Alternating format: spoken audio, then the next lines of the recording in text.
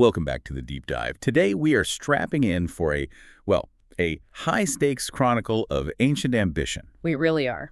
We're not just reading reports here. We're treating these sources as a live, immersive story. We're going to explore the characters, the engineering, and the just devastating consequences of imperial overreach. That's the perfect way to frame it. Our focus today is the monumental journey of Cyrus the Great.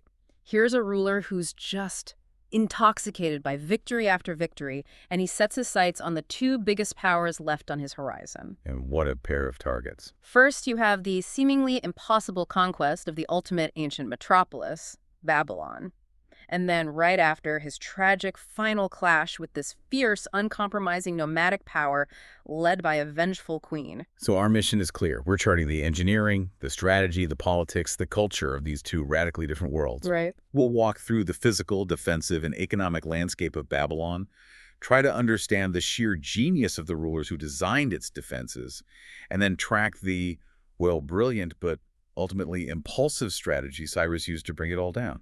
And we have to connect that victory directly to his downfall, because the very skills that let him conquer the most sophisticated civilization, engineering, cunning, scale, they were the exact tools that failed him when he met the raw, uncompromising code of honor of Queen Tamiris and the Massagette.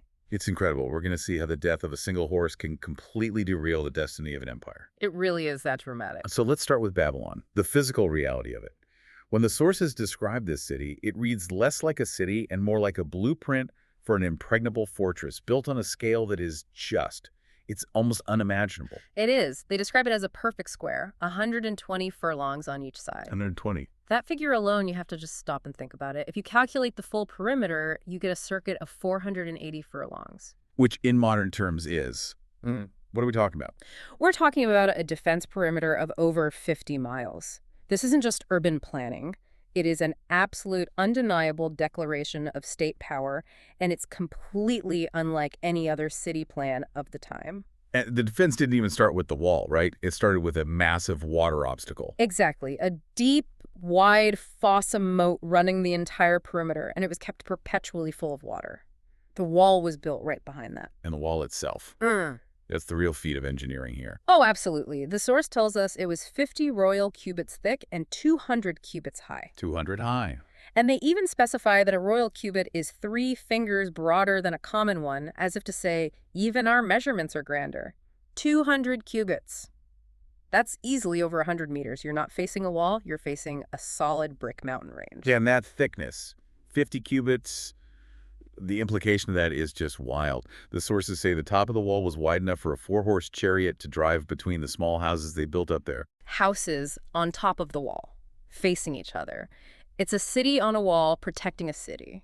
So the logistics to build that, well, how did they even do it? Well, they used the earth they dug out from that enormous foss. They molded it into bricks and baked them in ovens. But it's the binding agent, the mortar, that really signals their level of resource dedication. It wasn't just simple mortar. No, they used hot bitumen, which is a natural asphalt. And this wasn't something they could just find nearby. Not at all. They had to transport it from the River Is, which was a supply point 8 days away from Babylon. 8 days away. An 8-day journey. That detail is so crucial because it shows you the absolute centralized power of the state. Imagine transporting massive quantities of hot bitumen, a logistical nightmare, draining labor and resources. This was a national project. And they even engineered it for longevity. They did. To prevent shifting, they put layers of wattled reeds between every 30th course of bricks. It's a kind of sophisticated, almost earthquake-resistant design. It was meant to last forever. So you have this massive external defense. But then the city is cut in half by the Euphrates River. A wide, deep, swift river. And they took every measure to turn that river into another line of defense. They built brick fences along the banks. Walled off the water itself. And at the end of every cross street leading down to the river, they installed bronze gates. These were secondary defense points. If you somehow breached the main wall, the city splits into 2 fortresses. It was a series of interlocking, impenetrable boxes. And 100 bronze gates just on the outer wall alone. The sheer material wealth is staggering. So let's move inside those walls to the symbolic and really the financial heart of the empire. the sacred enclosure of Zeus Belus at Menenki. Right, the legendary Tower of Babel. And even inside the city, the source notes there was a second, narrower, but nearly as strong wall encircling this core. They were always thinking in layers of defense. And this enclosure was huge, a square 2 furlongs each way. Located in one half of the city, opposite the royal palace. And inside stood the Great Tower. The dimensions are again just mind-bending. A solid tower, 1 furlong in length and breadth, rising in 8 stacked tiers. And you couldn't just run up some stairs. No, it was a pilgrimage, a spiraling path running up the outside, with a resting place halfway up for people to catch their breath. The whole design is meant to instill awe and ascent. And at the very top, in that final tower, was the Great Shrine. And this is where we get one of the strangest details of their religious practice. It's very peculiar. There's a well-covered couch, a golden table, but no image of the god, no statue. Instead, the ritual dictated that one native woman, chosen by the priests, the Chaldeans, slept there every single night. And the Chaldeans claimed, and you can tell the narrator of the source is a bit skeptical here, that the god himself would visit the couch. It's a very specific, exclusive form of divine communication. The well-being of the entire state is centered on this one, very private ritual. It is. But if the top shrine was about ritual, the lower shrine was all about material reality.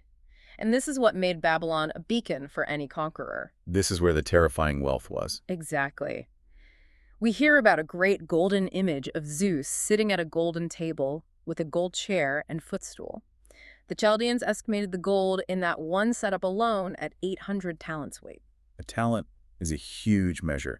That's an unbelievable concentration of wealth. And it wasn't static wealth either. There were 2 altars, a small golden one and a larger one that required an annual offering of 1,000 talents of frankincense.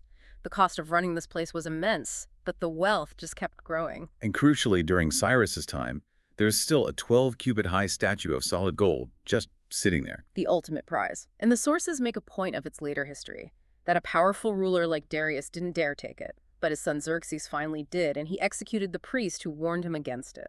So the presence of this idol, this vast pile of gold, made Babylon not just a fortress, but an unavoidable military magnet. If you had ambition, you had to try for Babylon. There was no bigger prize.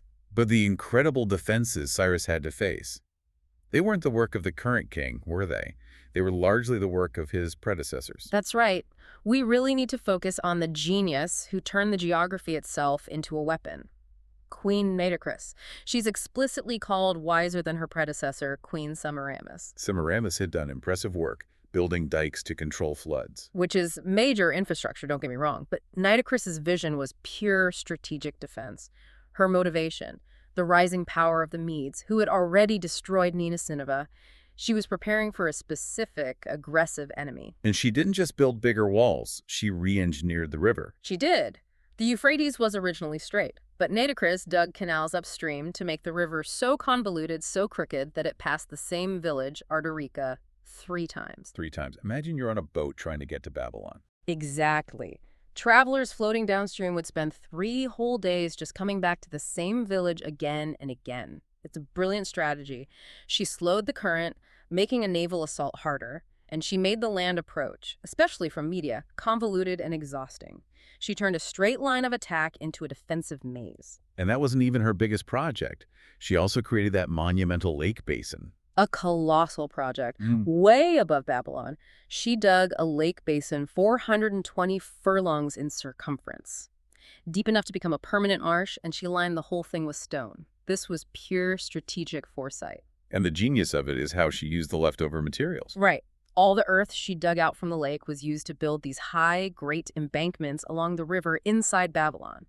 So she's creating a defensive marsh, raising the city's internal river defenses, and gathering material for her next project all at once. Which was the bridge. The bridge. To build it, she did something unbelievable. She completely diverted the entire Euphrates into her new lake, temporarily drying up the riverbed inside the city. That's incredible power. To just turn off a river. And in that dry period, she bricked the river borders, reinforced the steps from the gates, and built a permanent stone bridge in the middle of the city, bound with iron and lead. It solved the city's internal transit problem. But the security measure on that bridge tells you a lot about their society. Oh, it really does. They didn't trust their own people. They laid down square-hewn logs every morning for people to cross. But remove them every single night. Why? The source is so specific. To prevent citizens from crossing over in the darkness and stealing from each other. Isn't that fascinating? They built these superhuman eternal walls to keep enemies out, but they had to institute a nightly curfew on their main bridge because of deep institutional mistrust of each other. It's a real crack in the social contract of this great empire. It really is. So once the bridge was done, she just turned the river back on. Turned it back on, returned it to its original channel, and left the massive lake as a permanent defensive marsh. Nitocris had achieved 3 huge strategic goals with one master project. But her foresight went beyond engineering. It went beyond her own death. She orchestrated one last psychological operation with her tomb. This is one of my favorite parts of the story. She has her tomb built high over the city's most frequently used gate. And the inscription she placed there was just pure bait. It was, "If any king of Babylon in future time lack money, let him open this tomb and take whatso money he desires. But let him not open it except he lack it, for it will be the worse for him." And the tomb just sits there untouched for generations. Until Darius. Darius, son of Histapes, and he's conflicted. He refuses to use that gate because having a dead body over his head is some kind of ritual contamination he can't stand. Yet the promise of all that wealth is just hanging there. The temptation is too great. It's this great moment of dramatic irony. He, a great conqueror, is paralyzed by superstition and greed. He finally gives in, opens the tomb, and finds No money, just the body and another inscription. a new one. "Wert thou not insatiate of wealth and basely desirous of gain, thou hadst not opened the coffins of the dead?" She got him. Generations later, she proved her foresight was absolute. She wasn't just defending her city with bricks, she was setting a psychological trap for the moral failings of future rulers. And now, we return to Cyrus the Great, the man who finally had to deal with Nitocris' legacy. A king of immense power and, meticulous preparation. Just look at his marching provisions. His personal requirements were almost ritualistic. His drinking water had to be boiled water from a specific river near Susa, the Coaspes. And it was transported in silver vessels on mule-drawn wagons. Many wagons. This isn't just luxury. It suggests a kind of semi-divine importance, where his well-being required sacred and highly specialized logistics. But that careful planning was completely overshadowed by this terrifying, impulsive ego, which we see at the River Gendes. Ah, yes. This is where the whole story takes a sharp detour. On the way to Babylon, one of Cyrus's sacred white horses dashes into the Gendes, a navigable river, and drowns. And Cyrus's reaction isn't grief. It's pure, unadulterated fury. It's vengeance. He swears a public oath that he will make the Gendes so weak that a woman could cross it without even wetting her knees. He declared war on a river. The strategic cost of that rage it's just staggering. It is. He immediately stops his advance on Babylon, the single greatest prize in the world, and he spends the entire summer forcing his army to dig 180 canals to drain the Gendes. He fulfilled his threat, but at what cost? Yeah. A massive delay. That one moment gives us the crucial insight into his character. He has the power to literally rewrite geography on a whim, but he lacks the strategic discipline to prioritize conquest over personal vengeance. That short fuse is a massive red flag. So it wasn't until the second spring that he finally arrived at Babylon. And the citizens, they weren't worried. Not at all. They fought the initial skirmish, retreated inside their 200-cubit walls, and basically laughed it off. They knew Cyrus was aggressive, but they had provisions stored for many years. They were invincible. Their confidence was based on a conventional siege, attrition. But Cyrus, after being frustrated and delayed, he knew a conventional siege was impossible. So he chose to repeat the exact cunning engineering maneuver of Queen Nitocris herself. He posts troops where the Euphrates enters and exits the city. Tells them to go in when the river is fordable. Then he marches the bulk of his army away to that massive lake basin Nitocris had built. And he does the same thing she did. He diverts the entire Euphrates back into the lake. The water level inside Babylon sinks dramatically, down to about the height of a man's mid-thigh. The riverbed was now a highway into the city. And the Persians just walked in. This is the ultimate tragic irony. It is. The Babylonians were defeated by the very engineering project designed to protect them because they got complacent. They neglected the basics. Completely. Had they known, they could have just shut the bronze river gates, those secondary defenses at the end of every street, and trapped the Persians in the river channel. As in a trap, the source says, but they were completely unaware. Because the city was so astronomically vast? That 50-mile circumference. The outer parts were already conquered while the people in the center were still celebrating a festival, making merry. They learned the truth, but too well, as the source puts it. The invincible city fell silently. And once it was captured, the scale of his wealth becomes, well, quantifiable. It does. The territory becomes so rich that it was responsible for feeding the great king for 4 months out of the year. The entire rest of Asia took care of the other 8. The governorship, the satrapy, was the greatest of all. And the satrap's personal wealth is astonishing. Tritentechemes, the governor, had a daily revenue of a Persian artaba full of silver every single day, It's hard to even picture that. and that wealth funded an obscene level of luxury. He kept 800 stallions and 16,000 brood mares. But my favorite detail, the one that shows pure opulence, it concerns his pets. The Indian dogs. The Indian dogs. He kept so many of them that 4 large villages were assigned solely to provide their food, and those villages were excused from all other taxes. So the cost of feeding his dog kennel was worth more than the entire tax revenue of 4 villages. That right there is a tangible measure of the exorbitant wealth and power concentrated in a single provincial governor. It's just on another level. Now that the city is taken, the sources give us this incredible snapshot of Babylonian life, their daily routines, their agriculture, their peculiar customs. And it starts with the land itself. It sounds like a paradise. The corn yields 200-fold, sometimes 300-fold. Wheat and barley blades are 4 fingers broad. But it's not like Egypt, where the Nile does all the work. No, Assyria requires constant, hard, manual irrigation. They use the swinging beams, the shadoof system. That's the counterweighted bucket system, right? Right. Constant, exhausting labor to lift water from the canals onto the fields. But it worked. And while they didn't have figs or olives, they had an ingenious method for cultivating palm trees. A deep, almost scientific understanding of botany. They would tie the fruit of the male palm to the date-bearing palm. This would help the gall fly get in and ripen the dates correctly, preventing the fruit from falling off too early. So they got food, wine, and honey all from the palm tree. Very resourceful. But one of the most marvelous feats of their economy was their river trade system. Those unique, round boats. Made in Armenia from willow frames and hides, round like shields. And they were designed for one-way transport. They'd load them up with cargo, often wine, and float them downstream to Babylon. Some were huge, carrying up to 5,000 talents. And the return trip is the genius part. It is. The current's too swift to go upstream. So in Babylon, they'd sell the willow frame and the reeds for cheap. But they'd load the hides, the valuable reusable part, onto asses and walk them all the way back to Armenia to build new boats. It's an early example of a highly efficient, almost disposable supply chain. Exactly. Maximize the natural current, monetize every part of the structure. Moving on to their social customs. Every man had to carry a carved staff. Yes, with a specific image on it. An apple, a rose, a lily, an eagle. No one carried an unmarked staff. It was likely a quick visual marker of identity, family, tribe, something like that. But the most famous and strategically brilliant social custom was the annual marriage market. This was just remarkable social engineering. It was designed to achieve full economic equality in marriage. So they'd gather all the marriageable young women and auction them off publicly. The most beautiful were sold first for large sums of money. and that money didn't go to the state or the families. No, it was immediately recycled. The funds from the beautiful women were used as dowries for the least beautiful, or for those with disabilities. Those women were then given to whoever would take them for the least amount of money. So everyone gets married, and wealth is redistributed to those who need it most. It's a mandatory social safety net, and there were safeguards. Buyers had to give security that they would actually marry the woman. It was a sophisticated system. But here's the tragic part, the direct consequence of the conquest we just talked about.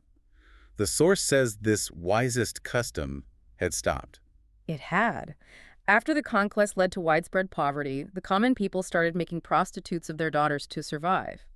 The social contract was completely broken by the economic devastation of the invasion. It's a stark reminder of the human cost. It is. Another custom that stands out concerned health. They had no use for professional physicians. Instead, they'd bring sick people to the marketplace. And every single person who passed by was required to stop and ask about the sickness. It was mandatory, crowd-sourced medical consultation. So if you had had the same illness, or knew someone who had, you'd offer advice. A codified system of shared traditional knowledge. Okay, finally, we have to talk about what the source calls the foulest Babylonian custom, the Melita ritual. Right, centered on their goddess Aphrodite. This was a mandatory religious duty for every woman. Once in her life, she had to go to the temple of Mylitta and have intercourse with a stranger. A public and sacred obligation. Even wealthy women in carriages had to do it. They'd sit in the sacred plot wearing crowns of cord, and strangers would walk through the passages and choose one. And the ritual was very specific. The stranger had to throw money in her lap and say, "I demand thee in the name of Mylitta." And crucially, she could never refuse the sum, no matter how small, because the money became sacred in the act. Once it was done, she was considered holy in the goddess's sight and could go home. And after that, she was considered completely unbribable. So it's a kind of religious purification through a sexual act. But it was also tied to harsh social judgment. The source notes that fair women fulfilled the law quickly and went home, but uncomely women sometimes had to wait for 3 or 4 years in the public enclosure. A deep religious duty tied to aesthetics. So Cyrus has mastered Babylon, and now, convinced he's more than mortal, he immediately turns his ambition eastward, towards the Massagetæ. This is the beginning of the end for him. It is. The Massagetæ are described as a mighty people, similar to the Scythians, living east of the Araxes River. And at this time, they're ruled by Queen Tomyris, whose husband had recently died. And Cyrus, true to form, tries guile before strength. He sends a message pretending he wants to marry her. But Tomyris is far too sharp for that. She sees right through it. She knows he wants her kingdom, not her. So when the ruse fails, Cyrus just starts openly preparing for war, building a bridge of boats across the Araxes. Which prompts Tomyris' powerful response. She sends a herald, not with a plea, but with an ultimatum. And it's an ultimatum that shows incredible strategic confidence. She demands he stop building the bridge, and then she offers him a choice of battlefield. Either she'll withdraw 3 days' march into her territory for the fight, or he can withdraw 3 days into his. She's ceding control over the location. That's a power move. It's a huge power move. So the Persian chiefs get together, and their advice is predictable. Take the safe option. Let Tomyris come into your territory. Fight a defensive war. But Cyrus has his advisor, Croesus, the former king who lost everything to pride. And Croesus speaks with the chilling wisdom of experience. He warns Cyrus, men's fortunes are on a turning wheel. If you fight and lose on your own soil, you lose the whole empire. And then he plays to Cyrus's ego. It would be a great shame to yield ground to a woman. And then he lays out his plan. The poison of luxury, he says, cross into their territory. Prepare a lavish Persian feast, cooked meats, rich foods, and most importantly, unmixed wine. A luxury the nomadic Massagetæ are completely unfamiliar with. So the plan is to leave the feast with a small, weak part of the army. Let the Massagetæ attack, get drunk on the wine, and then be easily overwhelmed. It's a strategy of cultural manipulation. And Cyrus, who loves cunning, immediately chooses Croesus's plan. But before he can execute it, we get that profound piece of foreshadowing, the dream. Right. While sleeping in Massagetæ territory, Cyrus dreams he sees Darius, son of Hystaspes, with wings that shadow both Asia and Europe. And Cyrus, consumed by ambition and paranoia, completely misinterprets it. He sees it as a sign that Darius is plotting to take his throne. He immediately sends Darius's father back to Persia to arrest his own son. The tragic irony is just overwhelming. It is. Heaven was signaling Cyrus's own imminent death right there, and Darius's eventual inheritance of the kingdom. But Cyrus acted on paranoia and sealed his own fate. And then the betrayal. The plan is executed. A third of the Massagetæ army, led by Tomyris' son, Spargapeses, finds the abandoned camp. They easily defeat the small Persian force and immediately fall on the feast. They eat the food, they drink the unmixed wine. Which to them is like an incapacitating drug. They fall into a drunken sleep. The main Persian army returns, slaughters many, and captures Spargapeses. And Tomyris' reaction isn't one of weakness. It's pure fury, fueled by a sense of moral violation. She sends a message condemning Cyrus for using guile and not fair fight. She specifically calls out the wine as a drug used to overcome her son. Her threat is swift, absolute, and terrifyingly clear. It is. She demands her son back and for Cyrus to leave her lands. Or she swears by the sun, the lord of the Massagetæ, that she will give Cyrus his fill of blood. Cyrus, arrogant, just ignores the message. He does. But Spargapeses, when he sobers up and understands the shame of his capture, defeated by intoxication, not strength, he begs Cyrus to free him from his bonds. And once he's free. His honor dictates only one course. He immediately kills himself, a deeply tragic moment. And that suicide seals it. Tomyris gathers all her power. And they join battle. The narrator emphasizes this was the stubbornness of all fights that were ever fought by men that were not Greek. You can just feel the intensity. They fired arrows until they ran out, then they charged and fought hand-to-hand with spears and daggers. Foot to foot, neither side yielding ground for a long, long time. An absolute clash of civilizations. But in the end, the Masagetes' raw power won out. They had the mastery. The greater part of the Persian army perished, and there fell Cyrus himself after a reign of 29 years. His ambition had finally reached its limit. And Queen Tamiris fulfilled her blood vow in the most chilling way possible. She had her soldiers find Cyrus's body among the dead. She filled a skin with human blood, plunged his head into it, and delivered her final condemnation. Though I live and conquer thee, thou hast undone me, overcoming my son by guile. But even as I threatened, so will I do, and give thee thy fill of blood. The man who conquered the world through engineering died ignobly, drowning in the blood he had caused to be spilled. To really understand how they did that, we have to look at their culture. A culture so radically different from the Babylonians, defined by this harsh, savage code. They're described as being like the Scythians, skilled horsemen and footmen, adept with spears, bows, and battle axes. And their material culture is shaped entirely by their local geology. Right. They use bronze for all their weapon points, spears, arrows, axes, and gold is their metal for adornment. Headgear, belts, even the gear for their horses is gold. But crucially, no iron or silver. Because it's just not found in their country. So while they might lack sophisticated iron weapons, their gear was highly visible and functional. Their social code is just as stark. The source says each man marries one wife, but the wives are common to all. And the public ritual is striking. If a man desires a woman, he hangs his quiver on her wagon, and they have intercourse unhindered. It's an open, unashamed system. But the most profound element of their code relates to death, what they call the happiest death. They don't set a certain term to life. Instead, when a man becomes very old, his family gathers, they kill him along with some livestock, boil all the flesh together, and feast on it. Ritual cannibalism as the most honorable way to die. It reveals this deep utilitarian philosophy. A life is complete if the body remains healthy enough right to the end to be consumed by and nourish the community. So if you die of sickness, It's considered a less honorable end. They mourn and bury you, lamenting that you didn't live long enough to be killed and eaten. Sickness is a failure of the body. the whole life reflects this simplicity. No grain, just livestock and fish. They drink milk. And their worship is singular. The sun is their only god. And the sacrifice they make to the sun is just perfect in its logic. It is. They sacrifice horses, the reasoning. The sun is the swiftest of the gods, so they offer him the swiftest of mortal things. It's a harsh, but perfectly logical code of honor, culture, and conquest. So the Chronicle of Cyrus's ambition is really this stark contrast between two kinds of power. Absolutely. On one side, you have Babylon, all about insurmountable walls, immense wealth, sophisticated engineering, logistics. And on the other, the Massagetae, a society of bronze, raw mobility, and a primal, unflinching code of honor that valued directness over guile. And Cyrus, the brilliant strategist, was undone because he couldn't adapt. He conquered Babylon by redirecting a river, using ingenuity. But when he tried to use the same cunning using wine as a deceptive drug against the Massagetae, he offended their core sense of honor. It wasn't seen as military strategy, it was a moral crime. And he was stopped by a queen who put the blood vengeance for her son above all else. His victory over the sophisticated power of Babylon was swift, but his final absolute loss to the savage code of the Massagetae was visceral and final. It just forces you to consider the strategic cost of ego. If Cyrus had possessed the discipline to just ignore the death of one horse in that river, Saving his army an entire summer of useless vengeance. would that campaign against the Massagetae have even been conceived in the same way? Or happened at all?